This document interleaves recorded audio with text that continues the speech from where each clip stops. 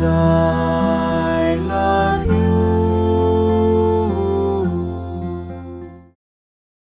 Voy a comenzar con una lectura de la palabra y ya veremos dónde nos lleva el Espíritu Santo a leer. Y les voy a leer a ustedes del capítulo 4 de la primera carta a los Corintios, empezando en el versículo 8, y dice: dureza de la vida de los apóstoles.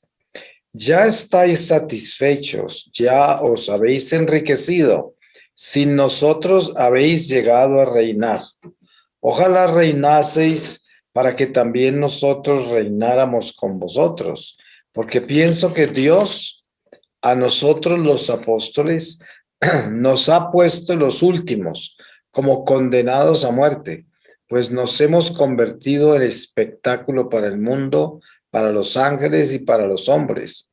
Nosotros necios por Cristo, vosotros prudentes en Cristo.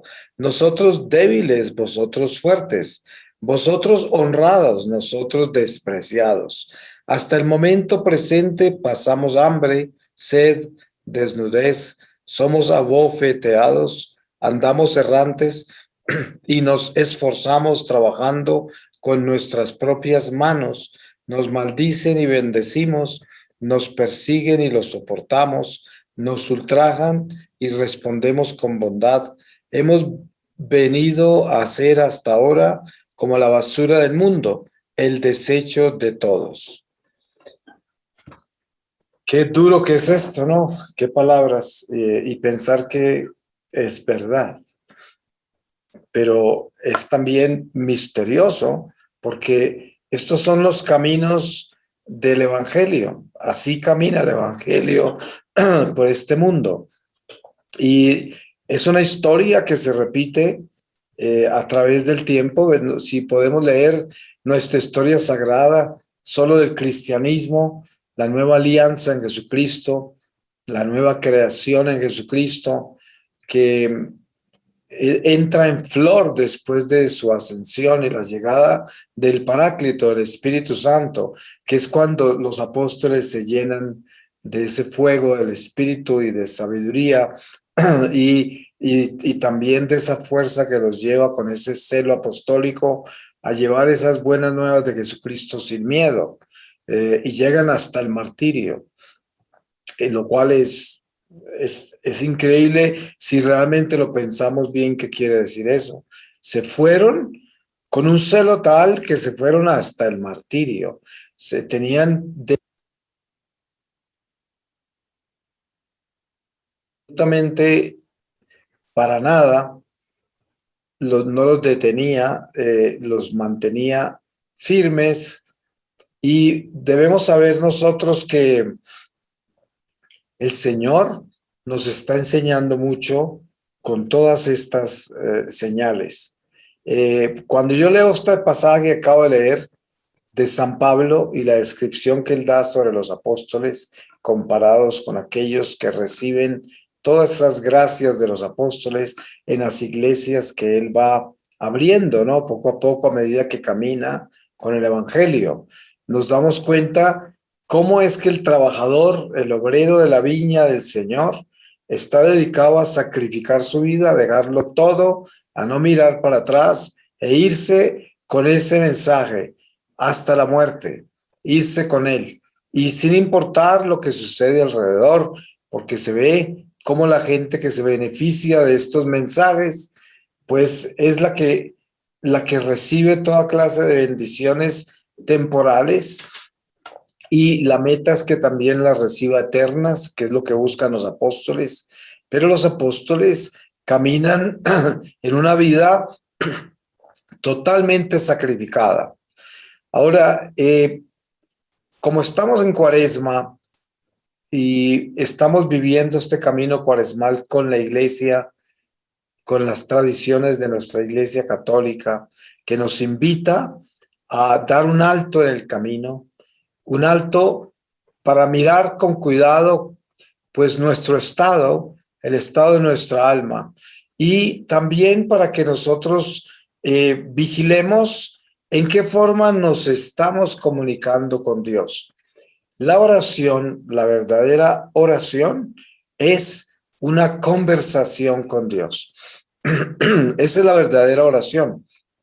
Porque, claro, tenemos la salmodia, la recitación de las oraciones, tenemos muchas devociones, nuestra Iglesia Católica es muy rica en eso, pero cuando hablamos de la verdadera oración, estamos hablando de un encuentro personal con Dios de uno a uno, donde uno está comunicándose con el Señor y uno sabe que está hablando con Él. No es que uno necesita creer que está hablando con Él. No, pues de por sí, la fe nuestra nos lleva a creer siempre, sino de que uno sabe, está enterado de que cuando está orando uno a uno con el Señor está ahí, está presente. Esto es muy importante, porque si usted no tiene eso claro y cuando usted ora, el Señor está quién sabe dónde, por allá en una nube o quién sabe, o en la historia o en su memoria, pero no está presente ahí al frente suyo como está presente cualquier persona con la que usted habla. Y esto hay que definirlo claramente. Usted cuando ora, usted sabe que está hablando con Dios. Es como cuando usted ora con la Virgen María. Usted sabe que está orando con ella, que ella está ahí. Cuando ora con los santos, con los ángeles, ustedes saben que todo esto es la comunión de los santos, esta comunicación de la que estoy hablando. La verdadera oración es una conversación personal con Dios, o con el santo, o con el ángel. Aún con las almas de purgatorio, porque nosotros oramos con ellas también. Es una iglesia, la iglesia purgante, y parte de las tres iglesias, la militante, purgante y triunfante, que es el cielo. Militante nosotros en la tierra. Y sabemos que estamos unidos en oración, siempre, siempre estamos unidos en oración. Entonces, el sentido de la verdadera oración es el tener ese convencimiento, esa seguridad de que cuando yo estoy orando, el Señor me está escuchando. Estoy con Él. Miren ustedes qué importante es aprender a descubrir la adoración al Santísimo, el sentido de visitar al Señor cuando el Señor está expuesto, cuando el Señor está en el sagrario, llegar allí y estar con Él y hablar con Él y compartir con Él el silencio también, compartir con Él todo lo que llevamos en nuestro corazón, compartir con Él nuestra vida. Él nos creó, Él nos conoce. Se puede imaginar lo que significa llegar uno como criatura creada por Él y llegar a su presencia, a una capilla de adoración o a la iglesia donde está el sagrario y estar ahí con el Señor. Él conoce todo, sabe todo de nosotros. Uno va a adorarlo, a bendecirlo, a darle gracias y también a lamentar las pruebas que esté viviendo o a glorificarlo por las cosas tan buenas que pueda estar viviendo también, porque somos peregrinos y el peregrinar nos lleva por terrenos escarpados a veces y pasamos por momentos complicados, como también nos lleva a veces por verdes praderas, por días soleados y días de tormentas. Todo esto es parte de nuestro caminar. Entonces, cuando nos postramos para visitar al Señor en el Santísimo, ese Dios que nos conoce está ahí con nosotros. Esto debe ser muy importante. Ahora, también la verdadera oración tiene que ver con el Dios omnipresente, que quiere decir que está presente todo el tiempo, con todos, en todo. Entonces, aquí llegamos a una realidad que debemos asumir, porque entre más la podamos asumir, más fortaleza interior recibimos porque nos integramos con ese Dios omnipresente todo el tiempo, en todas partes. No solamente cuando vayamos a adorarlo al Santísimo, sino también donde estoy, trabajando, caminando, de un lado para otro, en mi casa, donde yo esté, Él está ahí, Él está presente, Él está con nosotros. Eso es lo que quiere decir omnipresente. Y la iglesia nos revela ese misterio y nosotros lo creemos porque esa es nuestra doctrina, es nuestra teología, es el tratado de Dios. Dios es omnipresente. Si le dedicamos un momento a pensar en la omnipresencia de Dios, ese es un momento de oración. Por ejemplo, es un momento de oración verdadera.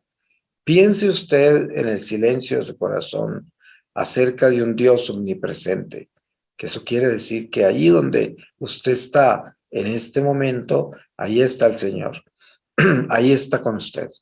Porque nosotros estamos dentro del agua de Dios, en el océano de Dios. Somos esos peces que nadan en el agua de Dios. Nadie puede subsistir si no está dentro de esa agua, porque nacimos del agua. Miren ustedes que si usted ve un pescado en el mar, en el agua, en el río, en un acuario incluso, usted sabe que si ese pescado se sale de ahí, ¿qué le pasa? Pues boquea un rato y se muere, ¿sí? A no ser de que se vuelva a caer al agua. La diferencia entre ese pescado y nosotros no es nada.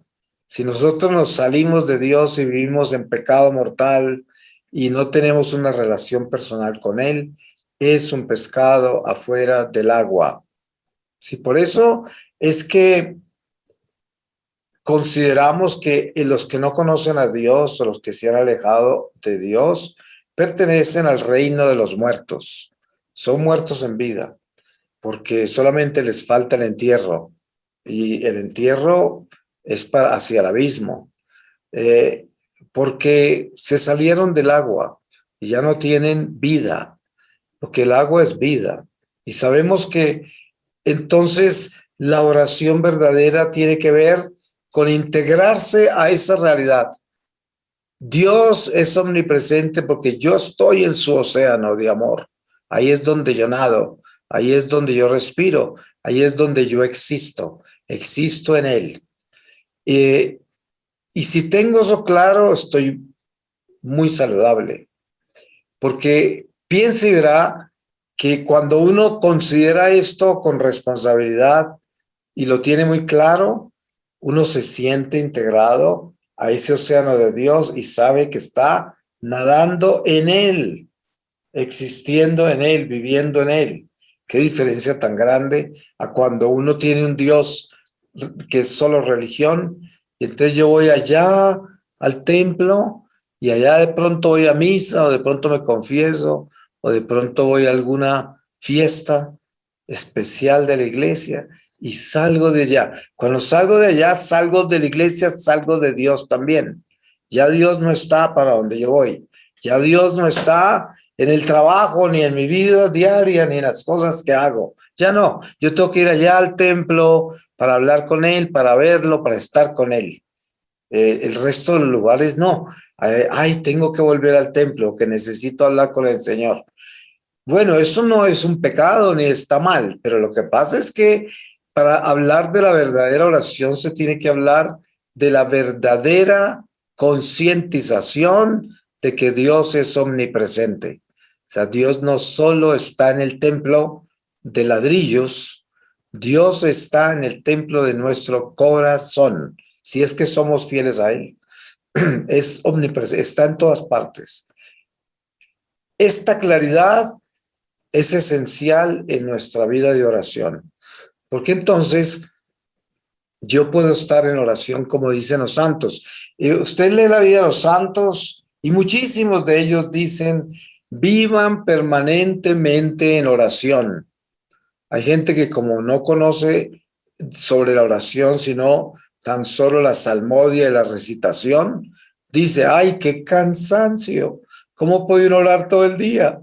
Porque piensan que la oración es solo eso. No conocen el espíritu de la oración, no conocen que uno puede estar en silencio y estar orando, existiendo en Dios, porque está uno compenetrado con Él y entendiendo a Él. Y esto es importante de tenerlo claro, porque entonces esto transforma nuestra vida.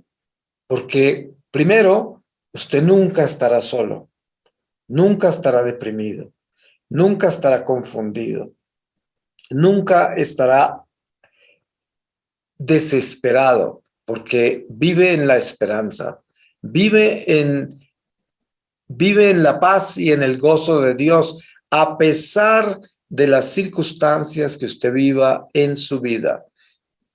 No importa qué le pase, usted vive en Dios, Dios vive en usted, usted está en su océano de amor. Usted es ese pescado que va ahí en esa agua de Dios. Y esto le da a uno una realización plena de lo que es un hijo de Dios. Uno se siente amado, se siente integrado a un Dios que no lo pierde uno de vista, un Dios que es totalmente asequible, un Dios que siempre está ahí. Es como la familia reunida en casa. El padre puede estar en la sala de la casa leyendo un periódico y los hijos corren de un lado para otro, pasan de un lado para otro, la mamá también, todos se mueven de allá para acá y el papá está ya sentado. Ese padre que está ya sentado está presente todo el tiempo en esa casa, en todas las actividades que están ocurriendo ahí.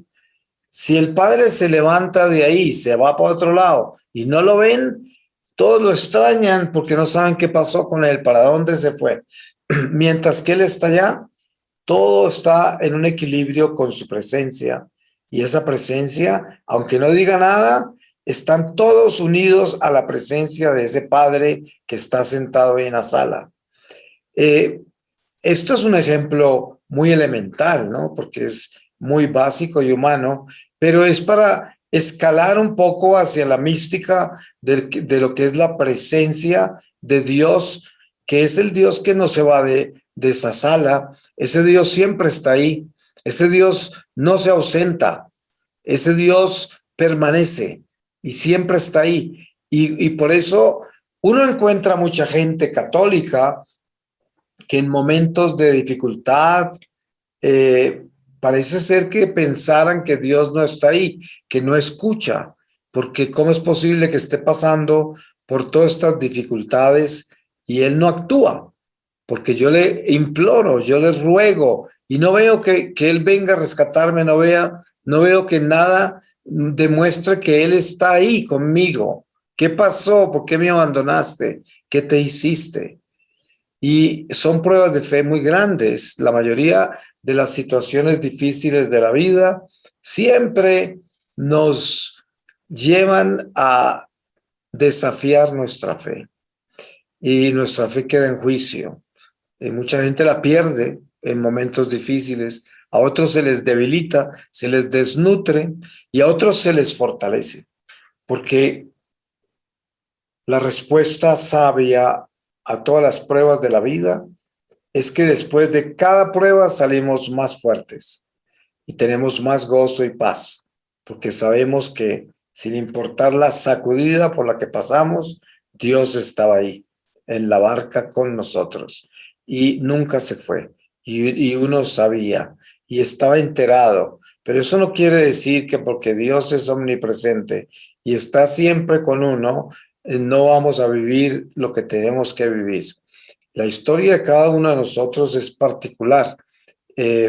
Y como dice el apóstol, al que Dios ama es probado, porque Él lo ama uno tanto que lo pasa por el trillo, lo moldea y lo hace a la imagen que Él quiere que nosotros tengamos, que es su imagen. Y para eso se necesita vivir un moldearse muy riguroso. La mayoría de la gente no quiere pensar en lo difícil que es permitir moldearse por las manos de Dios, porque duele, porque normalmente uno vive en un mundo donde no se acepta el dolor ni el sufrimiento. A eso hay que huirle, como huirle como a la plaga. Uno quiere estar cómodo, uno no quiere sufrir, uno quiere que todo le salga bien, uno quiere que todo el mundo lo quiera, uno quiere que todo el mundo lo apoye y que lo admire. Eso es la naturaleza humana básica, que no tiene un conocimiento de lo que es camino con Cristo, de lo que es cruz, de lo que es sufrimiento, de lo que es sacrificio, y simplemente vive por por el bienestar personal, nada más. Es lo que nuestra naturaleza humana da, es lo que espera también. Es la forma en que se vive naturalmente. Pero lo que yo estoy hablando es un lenguaje que no es natural, es un lenguaje sobrenatural, porque es un lenguaje espiritual. Entonces, como estoy hablando un lenguaje espiritual, claro, tiene una relación directa con nuestro mundo material porque en él estamos. ¿Y cómo lo vamos a ignorar? ¿O cómo lo vamos a abandonar? Porque nosotros somos responsables de lo que nos toca vivir en él. Somos administradores de lo que Dios nos confía. Pero como estamos hablando de la verdadera oración, ya estamos hablando de otro nivel. No estamos hablando de la verdadera culinaria, ni, cierto, no estamos hablando del verdadero pan del horno, sino que estamos hablando de la verdadera oración con Dios, con la corte celestial, con los santos y ángeles, con la iglesia misma, pero con un Dios que está entre nosotros siempre. Y esto, pues, es sobrenatural, porque, pues, uno por sentido común diría, pero ¿cómo hago para saber que Dios está acá? ¿Eso cómo se describe racionalmente? ¿Cómo para entender? Y lo que sucede es que eso no se puede explicar así simplemente en palabras básicas.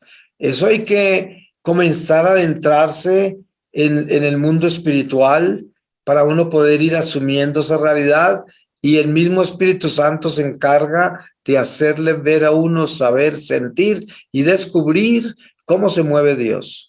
Y entonces la oración ya se profundiza lo suficiente como para entender desde el fondo del alma que Dios me está escuchando, que yo estoy hablando con Él. Qué lindo que es eso. Muchos de ustedes seguro lo viven ya.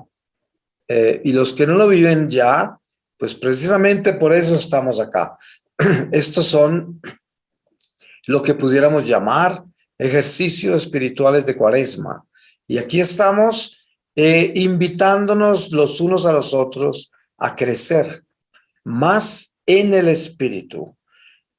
Claro, nosotros hemos crecido humanamente, ¿cierto? Miren, cualquiera que sea la edad que usted tiene, joven, adulto joven, mayor, tenemos un crecimiento humano, ¿cierto? Los años que ha vivido son un crecimiento humano.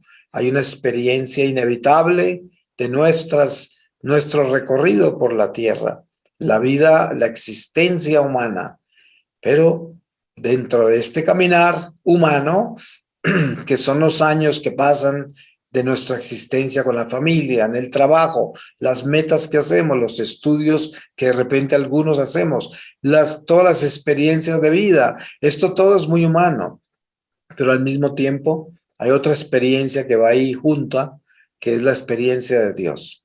Esa experiencia es espíritu, que siempre está presente y siempre está en la recepción, y siempre Dios quiere que nosotros escuchemos su voz. Por eso es que dice la palabra: si hoy escucharéis mi voz, no endurezcáis el corazón como en Meribá, cuando me tentaron, un pueblo maleado de incredulidad. Esto debe quedar claro en nuestro corazón, que el Señor quiere que aprendamos a escucharlo. ¿Y cómo lo escuchamos? En medio de esta vida humana que vivimos todos, uno siempre debe estar atento a concientizarse de que Dios está ahí, todo el tiempo, en todo. Ahora, no podemos olvidarnos en ningún momento de que también está presente el enemigo. El enemigo no es omnipresente, porque es una criatura.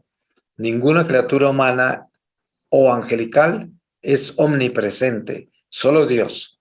Pero sí es un espíritu activo que se traslada instantáneamente a la vida de las personas dependiendo de las puertas que uno le abre. Usted se da cuenta que uno a veces tiene que cuidarse de cuando cae el sol. Hay ciertos insectos que se entran a la casa ya cuando hay oscuridad, porque son insectos de la noche, y uno tiene que asegurarse de cerrar todo bien antes de que anochezca para que esos insectos no entren. Lo mismo sucede con los gérmenes demoníacos, los demonios. Uno tiene que estar constantemente pendiente de que no se entren por ninguna ventana los insectos del infierno, que están siempre por ahí volando, porque este es el mundo natural y el espíritu del mundo ya sabemos quién es. Por esa razón, eso también hay que tenerlo claro, pero nada como la omnipresencia de Dios. Eso supera todas las cosas, porque es como decir, la omnipresencia de Dios es ese oxígeno que está en ese océano donde nosotros nadamos y existimos. Ese es el todo, es la vida, es lo que respiramos. Estamos hechos de eso, de Él. Aunque físicamente no tengamos un contacto directo con Él, visual o audiovisual. Hay casos extraordinarios de experiencias místicas donde se hace clara la voz de Dios y hasta su presencia se hace clara. Pero son casos extraordinarios, ¿no? Pero normalmente no ocurre así. Pero cuando una persona es orante, cuando una persona entiende lo que es la oración verdadera, entonces ya tiene una conversación permanente con Dios. Lo que les decía antes, los santos dicen, ora permanentemente. El que no sabe qué es eso, pues diría, ay, qué cansancio, permanentemente. Si yo oro una hora y así que agotado, pues no, es que esa no es la oración de la que estamos hablando. Estamos hablando de estar conscientes de Dios permanentemente. Entonces yo estoy con Dios en toda parte donde estoy, porque Él está conmigo de todas maneras, pero yo estoy con Él conscientemente. Es como si usted camina por la calle con su padre, pero usted no quiere a su padre y no le interesa mucho estar con él, pero por alguna razón tiene que caminar con él. Usted camina, pero usted no está con él, a pesar de que está ahí caminando con él. Y eso sucede con Dios y nuestra vida. A veces estamos caminando en nuestro propio universo y lo que está al lado nuestro, lo que camina con nosotros, lo que está al lado o dentro, no le ponemos cuidado, no nos interesa. Es el amor propio, ¿no? De lo que hablábamos ayer. Pero hay muchas formas de llegar a la verdadera oración por medio de tantas enseñanzas, catequesis que hay en la iglesia a través de los siglos con los padres del desierto, los doctores de la iglesia, los místicos, los santos en general, nos han dejado un legado de experiencias personales con la oración. Y entonces uno podría decir que hay cientos de enseñanzas, de catequesis sobre la oración, sobre la verdadera oración. Es más, hay reglas monásticas, disciplinas monásticas de San Juan Clímaco, que son las reglas monásticas de Oriente, de San Benito, que son las reglas monásticas de Occidente, por decir así, porque nacen en Italia. Y esto todo, cuando usted lo mira, ahí aparecen toda clase de enseñanzas de cómo es que el monje debe orar y cómo es que debemos orar todos nosotros. Y bueno, al final, todo nos lleva a lo mismo. Siempre llegamos a la conclusión de que cuando hablamos de oración, estamos hablando de espíritu, porque ¿a quién le ora? Usted no le está orando a una piedra, no le está orando al Dios universo, no, usted está hablando al Dios creador, no a ninguna criatura, sino al Dios creador. A veces oramos con criaturas, en comunidad en la iglesia, con los santos, con las almas de purgatorio, con los ángeles. Eso es con criaturas que oramos, pero al Creador siempre, siempre orándole a Dios, en unión con las comunidades, en unión con esos coros angelicales, con los santos, con todas las jerarquías celestiales. Pero entonces, yo pienso que para concluir lo que estamos reflexionando acá, uno podría decir que la oración verdadera es estar convencido, consciente que Dios está aquí en este momento con todos nosotros y que Dios siempre está acá en todo momento con todos nosotros. Si lo tenemos claro, hemos solucionado algo muy importante, muy importante. Y no es lo que yo le voy a decir a Dios, sino es el saber que Dios está acá.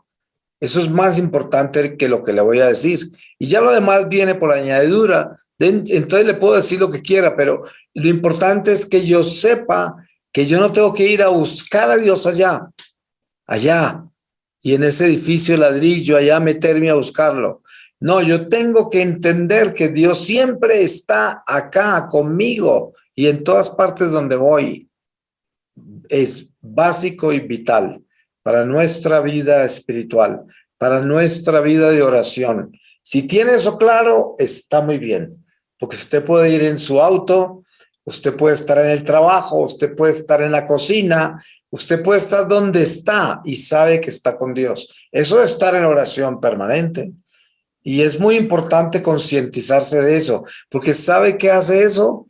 Eso le ayuda a santificarse, porque si usted está consciente de que Dios está ahí con usted, las posibilidades de que usted se meta con el pecado son muy pocas, porque si está consciente de la presencia de Dios, ¿cómo va a pecar? Sí, es una forma de santificarse y por eso la invitación siempre es a eso, concientizarse de la presencia de Dios en nuestra vida. Voy a cerrar con una lectura de la carta a los Hebreos y les voy a leer a ustedes de la carta a los Hebreos capítulo 11 desde el versículo 1 y dice: el ejemplo de los patriarcas. La fe es fundamento de las cosas que se esperan, prueba de las que no se ven. Por ella los antepasados han recibido un testimonio. Por la fe sabemos que el universo fue formado por la palabra de Dios, de modo que las cosas visibles llegaron a la existencia a partir de lo invisible. Por la fe, Abel ofreció a Dios un sacrificio mejor que el de Caín. Por ella fue declarado justo al aceptar Dios sus ofrendas, y por la fe, aún después de muerto, todavía habla. Por la fe, Enoc fue arrebatado para que no viera la muerte, y no se le encontró, porque Dios se lo había llevado. Antes de su tránsito recibió el testimonio de haber agradado a Dios. Sin fe, en efecto, es imposible agradarle, porque el que se acerca a Dios debe creer que existe y que premia a quienes le buscan. Por la fe, Noé, prevenido por Dios acerca de lo que aún no se veía, construyó con religioso temor un arca para la salvación de su familia, y por esta fe condenó al mundo y llegó a ser heredero de la justicia según la fe. Por la fe, Abraham obedeció al ser llamado para ir al lugar que iba a recibir en herencia y salió sin saber a dónde marchaba. Por la fe, peregrinó por la tierra prometida como en tierra extraña y habitó en tiendas, igual que harían Isaac y Jacob, coherederos de las mismas promesas, porque esperaba la ciudad fundada sobre cimientos, cuyo arquitecto y constructor es Dios. Por la fe también Sara, que era estéril, recibió vigor para concebir aún superada ya la edad oportuna, porque creyó que era digno de fe el que se lo había prometido. De modo que de uno solo, y ya decrépito, nacieron hijos tan numerosos como las estrellas del cielo e incontables como las arenas de las playas del mar. En la fe murieron todos ellos, sin haber conseguido las promesas, sino viéndolas y saludándolas desde lejos, y reconociendo que eran peregrinos y forasteros en la tierra. Los que hablaban así manifestaban que iban en busca de una patria, pues si hubieran añorado la tierra de la que habían salido, habrían tenido ocasión de volver a ella. Y esto sigue, y les recomiendo que lo sigan leyendo, Hebreos 11, capítulo 11. Léanse todo el capítulo, vale la pena. Pero entendemos acá precisamente lo que estaba diciendo yo. Por la fe sabemos que Dios existe, que está acá entre nosotros. Esa es la oración más importante, esa unión con Dios, esa unión de esa concientización de que Dios está acá. Dios es el único que es. Amén.